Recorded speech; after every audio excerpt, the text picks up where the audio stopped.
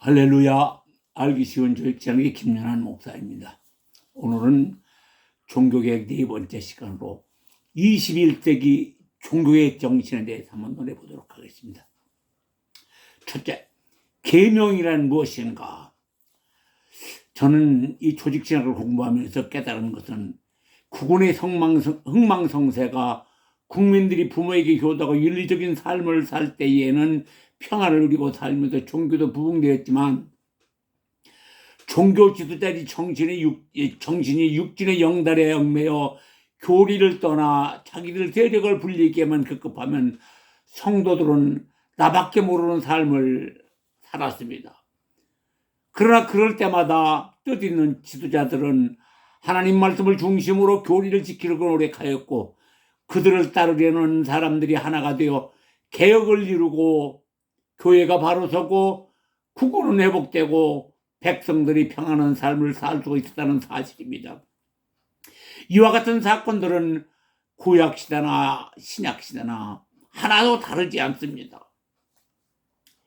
현재 우리 한국 사회를 보면 정치 지도자들의 정치는 부패하여 국회가 부정부패의 공장이 되고 천문학적인 도둑질을 해먹고도 부끄러운 줄을 모릅니다. 변명으로 일관합니다. 국민들은 부모에게 효다라는 말 자체가 사라지고 나밖에 모르는 삶을 살면서 흉악한 범죄를 저지르고서도 반성하려는 기미조차 보이지 않습니다. 기독교의 모습은 어떻습니까? 개신교 지도자들은 욕심에 사로잡혀 부동산 교회가 생기고 교회가 세인들의 손가락질을 받는가 하면 성도들은 교리를 모르기 때문에 우리 교회, 우리 목사님밖에 모릅니다. 한국교회사 130여 년이 오늘의 모습에 이르렀다면 앞으로 무고한 역사 속에서 진행될 한국교회가 살아남기 위해서 우리는 하나님의 말씀이고 계명을 지켜야 합니다. 미래를 바라보지 못하고 오늘을 위하여 오늘을 살면 불행이 찾아온다는 진리를 알고 계명을 알고 지켜야 미래가 우리를 기다립니다. 그래서 저는 불안한 사회를 해결하고 미래를 향하는 길은 오직 성경으로 돌아가서 하나님의 말씀의 진리를 깨닫고 예수 믿는 사람으로부터 하나님의 말씀으로 돌아가서 마음을 채우고 행함으로 본을 보여 21세기 종교개혁을 해야 한다고 외치고 싶습니다. 이는 하나님의 계명을 지켜야 복을 받을 수 있다고 하나님의 말씀에 하셨기 때문입니다. 출애굽기 20장 6절 말씀을 보면 나를 사랑하고 내 계명을 지키는 자에게 내가 천대까지 이르러 은혜를 베푸느니라. 에베소 6장 1절 2절 말씀을 보면 자녀들아 너희 부모를 주 안에서 순종하라. 이것이 옳으니라. 내 아버지와 내 어머니를 공경하라. 이것이 약속 있는 첫 계명이라. 그렇습니다. 사람은 부모를 공경하고 효도하는 것이 모두가 반드시 지켜야 할 계명이고 사람 삶의 도리임을 분명하게 말씀하셨습니다. 그렇다면 계명이란 무엇인가라는 논제를 세우고 말씀을 한번 묵상해 봅시다.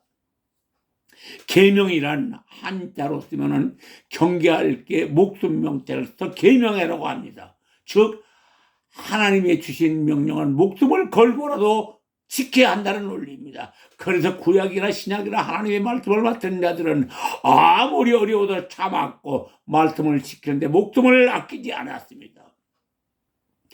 그래서 저는 계명은 하나님의 명령의 절대적 윤리라고 정의했습니다. 예수님이 십자가에 못 박혀 죽으실 때 마지막에 다 이뤘다라고 요한복음 19장 3절에 말씀하셨습니다. 무엇을 다 이루었다는 말씀인가요? 이는 하나님의 계명, 즉 아버지의 말씀에 예수님은 십자가에서 피 흘려 죽으시기까지 순종하셨다는 말입니다. 예수님은 흠과 티가 없는 몸으로 오셔서 마지막엔 죄인들이 죄값으로 십자가에서 피 흘려 죽는 일인데도 아버지여 왜 내가 저들을 위해 죽어야 하느냐고 반항하지 않으시고 순종하셨다는 상징적인 의미입니다. 그러므로 기독교는 자식이 부모님에게 효도하는 것은 형식적인 것이 아니라 주 안에서의 계명입니다. 즉 하나님을 섬기듯 부모님을 공경하고 섬기라는 말씀이기에 기독교 윤리는 절대적 윤리라고 말한 것입니다. 예수 믿는 사람은 물과 성령으로 거듭나서 무조건 부모님에게 효도하는 것이 계명을 지키는 일이라는 것을 마음에 새기고 살아야 합니다. 이를 지키는 자는 자유선 천대의 은혜를 베풀려니와 지키지 않고 미워하는 자는 죄 없다 아니하고 그 자유선 3, 4대 이르기까지 죄값을 찾으리라. 출애굽기 20장 5절 말씀입니다. 하나님이 계명을 짓고 평화로운 삶을 사는 것이 가장 큰 행복이라는 말입니다. 그러므로 요한복음 14장 27절 말씀을 보면 내가 너희에게 평안을 끼치니 나의 평안을 너희에게 주노라. 내가 주는 평안은 세상이 주는 평안 같지 아니하므로 너희는 마음에 근심하지 마라, 걱정하지 마라 라고 말씀하셨습니다. 구약 성경을 묵상해 보면은 유대인들은 하나님을 섬기는 일, 즉 짐승을 잡아서 제사 지는 일은 열심히 하였으나 사람과 사람이 지켜야 할 도리는 지키지 않고 사람에게 보이기에만 힘썼습니다. 이는 거룩한 척만 했다는 말입니다.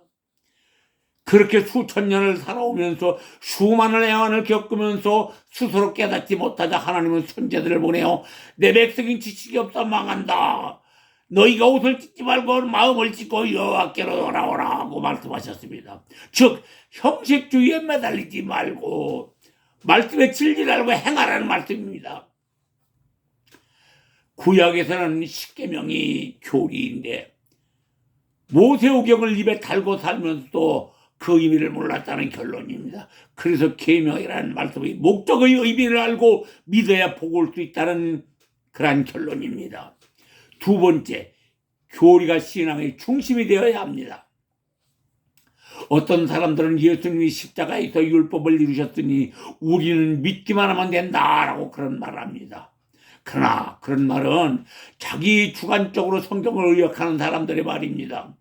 예수님은 마태복음 5장 18절 진실로 너희에게 이르노니 천지가 없어지기 전에는 율법의 1.1이라도 반드시 없어지지 않냐고 다 이루리라. 그렇습니다. 하나님의 계명인 절대적 윤리를 지키고 행하여 행복하다는 원리입니다. 믿노라고 행함이 없으면 믿음이 죽은 것이라고 야고보서 2장 17절에 말씀했습니다.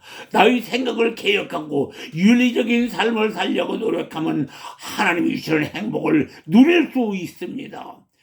내 부모를 공경하라. 그리하면 너희 하나님 나 여호와 내게 준 땅에서 생명이 길리라. 출애굽기 2장 10절 말씀이죠. 이것이 약속 있는 첫 계명이니 이는 내가 땅에서 잘되고 장수하는 길이니라. 출애굽기 2장 6절에 에베소 6장 2절로 3절 말씀입니다. 그렇습니다. 예수 믿는 사람은 무조건 물과 성령으로 거듭나 부모에게 효도하는 계명을 반드시 지켜야 구원을 받을 수 있는 길이 열리고 복을 받는다는 약속입니다. 이 말씀을 믿음으로 행하는 사람이 복을 받을 수 있는 사람이고 건강하고 장수하는 사람입니다. 예수님은 너희 나를 본받아라. 고린도서 11장 1절 말씀이죠. 하나님의 말씀을 목숨을 걸고라도 반드시 지키고 계명에 순종해야 마음의 평안을 얻는 길이요 남들이 알지 못하는 행복을 얻을 수 있다는 말입니다. 그러므로 예수 믿는 사람은 부모를 공경하는 것은 해도 되고 안 해도 되는 것이 아니라 반드시 해야 되고 하나님의 명령이에 절대적 윤리이고 이를 지키고 행하는 사람은 마음의 참된 행복을 얻을 수 있습니다. 나의 작은 희생으로 효도하는 사람은 남들이 알지 못하는 행복을 누리게 하여 주십니다. 부모에게 효도하는 사람은 행복을 알 수 있다는 말입니다. 그건 너무 어렵게 생각하지 마시기 바랍니다. 시간을 조금만 하여 전화 한 통 걸어서 분한 인사드리고 명절날 생신에 부모님을 찾아뵙고 부모님과 같이 보내는 명절의 생신, 그 날수가 1년이면 불과 며칠, 그 작은 희생으로 당신은 참 행복의 가치가 무엇인가를 알게 되면 후회하지 않는 인생을 살게 될 것입니다. 희생이 없는 행복은 잠깐 머물다가 사라지지만 희생이 있는 믿음은 행복의 소중함을 알게 될 것이기 하는 말입니다. 성경 역사가 이스라엘 일인 것 같지만은 오늘의 우리의 삶이요 미래의 후손들이 기록할 우리들의 역사입니다.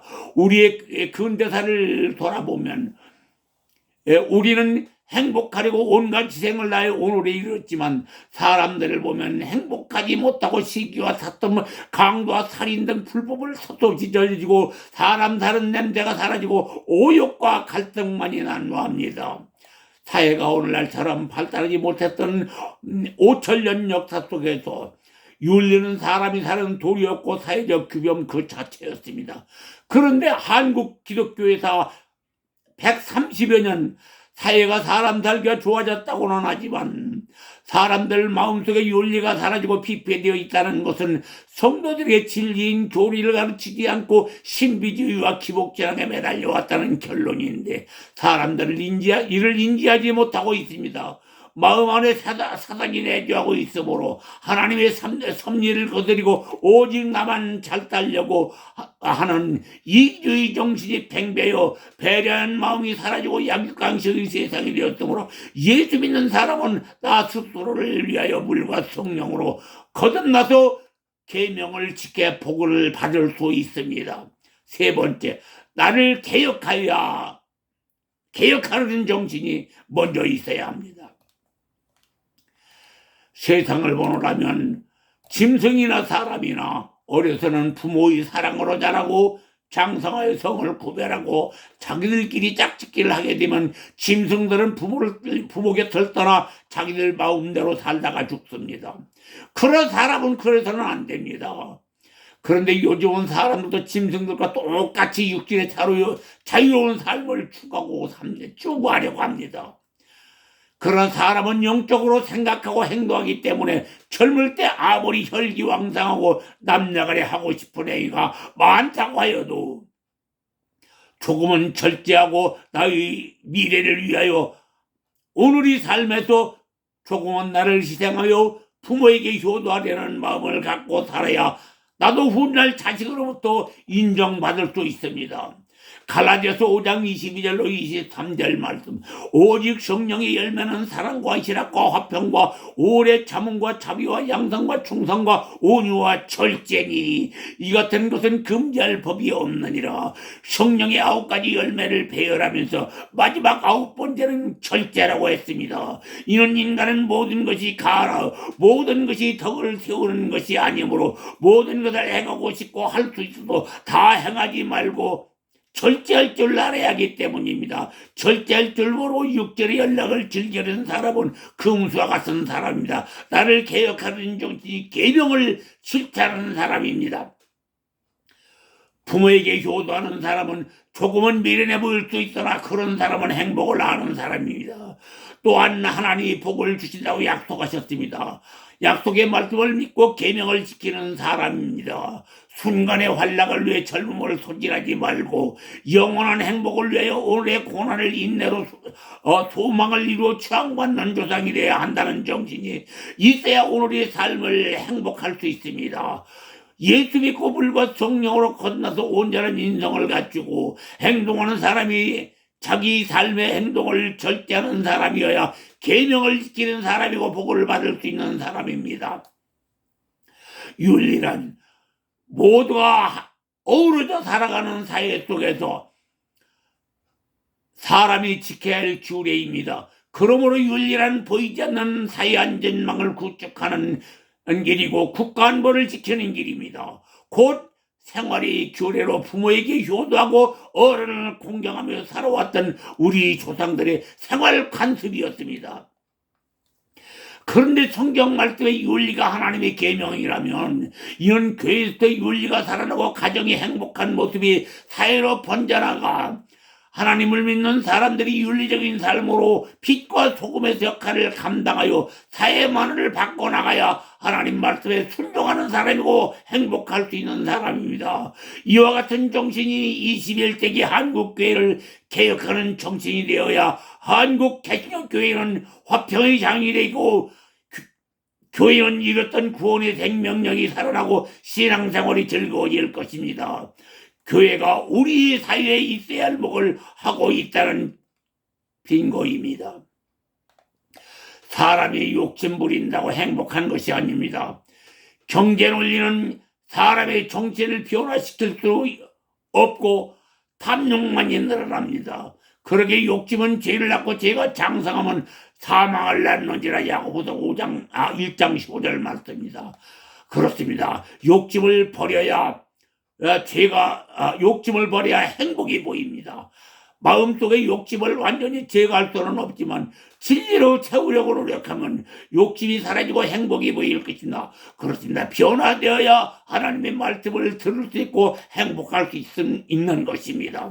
저는 21세기 종교계의 정신을 이렇게 외쳐봅니다. 첫 번째, 하나님의 계명을 알아야 하고, 두 번째, 교리를 확실하게 숙지하고, 세 번째, 오직 부모님께 효대하는 마음으로, 네 번째, 행복한 교회를 만들자라고 외쳐봅니다. 이것이 하나님이 허락하신 진정한 개혁정신이 아닐까 생각하여 봅니다. 사랑하는 성도 여러분, 그리고 목회자 여러분, 금년 가정의 달은 나만을 위하여 육신의 연락을 즐기려 하지 말고 외롭게 지르시는 부모님을 찾아뵙고 문안 인사드리고 마음의 참 행복이 무엇인가를 느껴보시기 바랍니다.